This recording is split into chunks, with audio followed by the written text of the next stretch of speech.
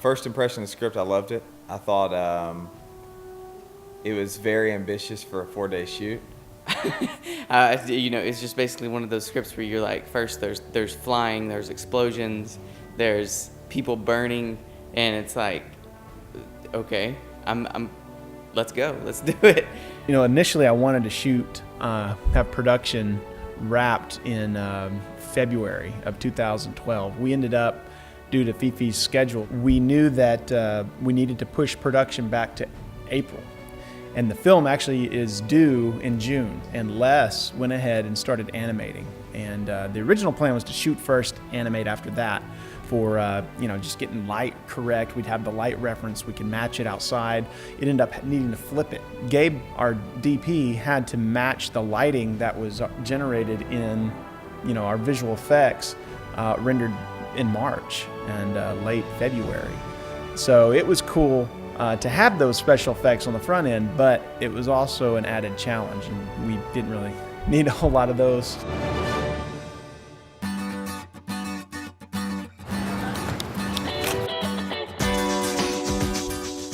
So we've got Warren McCullough and Corbin Pitts here to play our roles as father and son. It's a flashback sequence that we're shooting. The setting is 1927, and should be a pretty amazing shoot.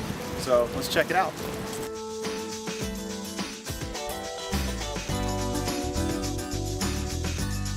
Hey, this is Mitchell Crisp. I describe the actors with what's in the background. Anything until the actor walks in and starts talking is our department. So I tell the story without the actors. We needed a redhead for this shoot, and basically Corbin does not have red hair, so this is Bumble and Bumble red hair powder. Okay. And settle. Action.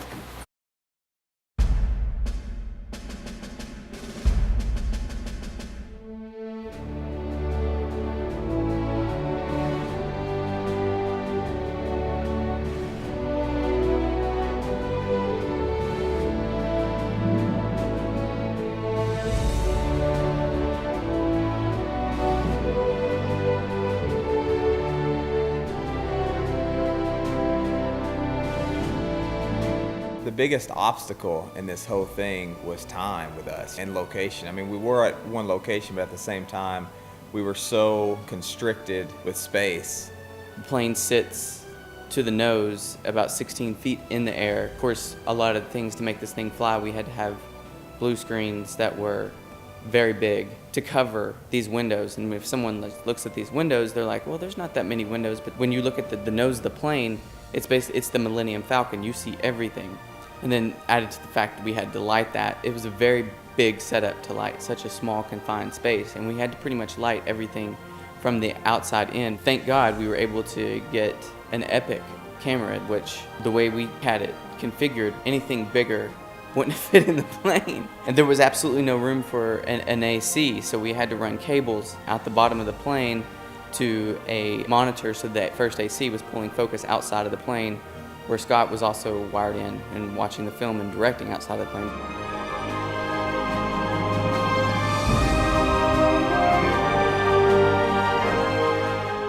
Balloon latex. We're gonna put this on his cheek and burn it. Act as if it's smoking still. The tube connects to my face. There's pores built into the layer of skin, and the tube goes under the skin and smoke can come out of the pores.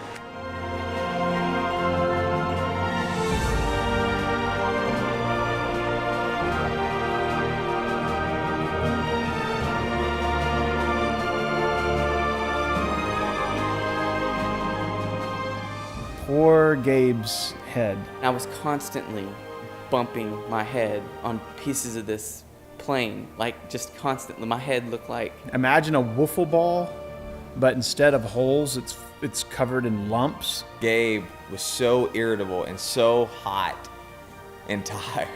I hear these loud thuds, just bam! And, apparently it was Gabe's head more often than not. I thought it was hilarious myself. It was very frustrating. But in the end, man, it was a great experience. It was a great learning experience. It was a great, like seeing the finished product. I couldn't be prouder of it. being honored to work on something like that. By the 4th day, when we called wrap, it was everybody. It was like we all finished this thing together. This is like kind of Hollywood stuff. You know, this isn't supposed to be done by some guys from Texas and Arkansas, you know, but we did it, and you know, it's great to be a part of that. At the end of the day, I think we're making something that's gonna tell the story of America and tell the story of our legacy, and hopefully help keep that fresh in our minds. So that's the payoff. That's one of the big payoffs for me. And thank you all for coming today. Make a movie.